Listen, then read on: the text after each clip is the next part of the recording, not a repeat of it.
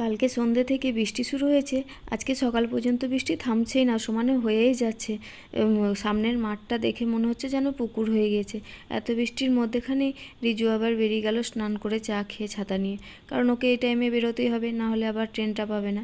ও বেরিয়ে যাওয়ার পর আমি জানালার ধারে দাঁড়িয়ে চাটা খেয়ে নিলাম। জানালার ধারে দাঁড়িয়ে বৃষ্টি দেখতে কিন্তু ভালোই লাগছিল।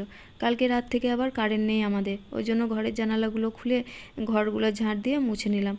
বাসি কাপড়টা ছেড়ে চলে এলাম রান্নাঘরে। আজকে খিচুড়ি খাওয়ার দিন, কিন্তু আমাদের আবার খিচুড়ি খাওয়া হবে না, কারণ আমাদের চলছে আসুজ। ওই জন্য করব মুগের ডাল। ওই জন্য মুগের ডালটা কড়াইয়ে ভেজে নিয়ে কুকারে জল গরম করতে দিয়েছিলাম, তাতেই ডালটা দিয়ে দিলাম, আর তাতেই পটল, আলু, বেগুন, টমেটো সব দিয়ে দিলাম। সেদ্ধ হয়ে গেলে একটা বাটিতে নামিয়ে রেখে একটু ঘি দিয়ে দিলাম। আর করেছিলাম বেগুন আলুতে সেদ্ধ, পটল সেদ্ধ, করলা সেদ্ধ আর পোস্ত বাটা। ওর স্নান হয়ে গেলে ওকেও দিয়ে দিলাম গরম গরম ভাতে একটু ঘি আর লবণ, আর আমিও খেয়ে নিলাম।